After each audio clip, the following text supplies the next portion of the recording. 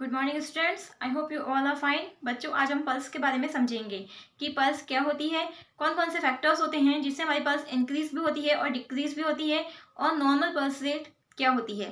बच्चों, हमारे हृदय की धड़कन के कारण धमनियों में होने वाली हलचल को हम नाड़ी यानी कि पल्स कहते हैं। जो हमारी पल्स होती है, इसको हम शरीर के विभिन्न भागों पर महसूस कर सकते हैं। इसी तरह से सिस्टोलिक एंड डायस्टोलिक प्रेशर के बीच में जो प्रेशर होता है उसे हम पल्स प्रेशर कहते हैं। बच्चों, आपको पता होना चाहिए कि जो हमारी पल्स होती है यह कौन कौन से फैक्टर्स से जो कि इंक्रीज होती है और डिक्रीज भी होती है। जैसे कि अगर हम सो रहे हैं तो हमारी जो पल्स रेट है वो डिक्रीज हो जाती है, यानी कि कम होने लग जाती है। इसी तरह से हम भोजन करते हैं तो ये इंक्रीज हो जाती है। हम किसी भी तरह की एक्सरसाइज करते हैं, वर्कआउट करते हैं तो हमारी पल्स रेट इंक्रीज हो जाती है। फीवर के अंदर भी हमारी पल्स रेट इंक्रीज हो जाती है। हाइपरटेंशन यानी कि बीपी अगर हमारा ज़्यादा बढ़ गया है तो हमारी पल्स रेट ऑटोमेटिक इंक्रीज हो जाती है। तो इसीलिए आपको इन सभी फैक्टर्स का भी ध्यान रखना चाहिए। बच्चों, हमारी जो पल्स रेट होती है अडल्ट्स के अंदर वो नॉर्मल होती है, 60 से लेके 100 तक होती है, पर मिनट तक नॉर्मल होती है। इसी तरह से जो बच्चे होते हैं उनके अंदर 80 से लेके 140 तक पर मिनट जो पल्स रेट है ये नॉर्मल रेट होती है।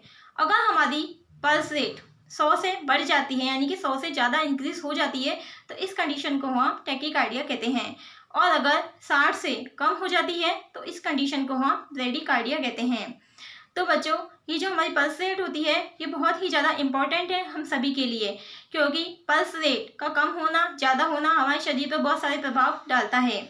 अब मैं आपको बताने जा रही हूँ कि पल्स रेट जो होती है इसको हम पल्स ऑक्सीमीटर से भी नाप सकते हैं, और नॉर्मली हम इसको आर्टरीज पर फिंगर रख के भी फील कर सकते हैं, और इसको नाप कर हम उसको नोट भी कर सकते हैं। इसीलिए इसके लिए पल्स ऑक्सीमीटर का आप यूज़ करें, चाहे तो आपको आता हो तो आप फिंगर से भी इसको ले सकते हैं घर पर ही। इसके लिए कोई स्पेशल इंस्ट्रूमेंट की भी आवश्यकता नहीं होती है।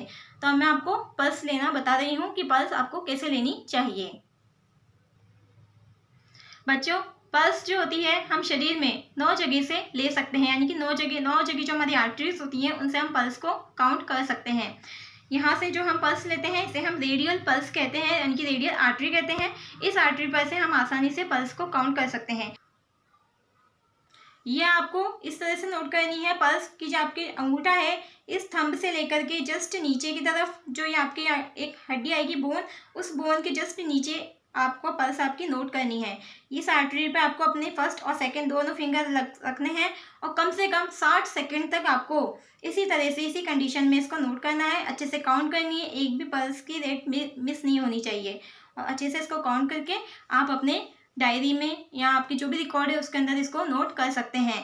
पल्स अगर आपकी 60 आई है तो आप लिख सकते हैं 60/पर मिनट MT।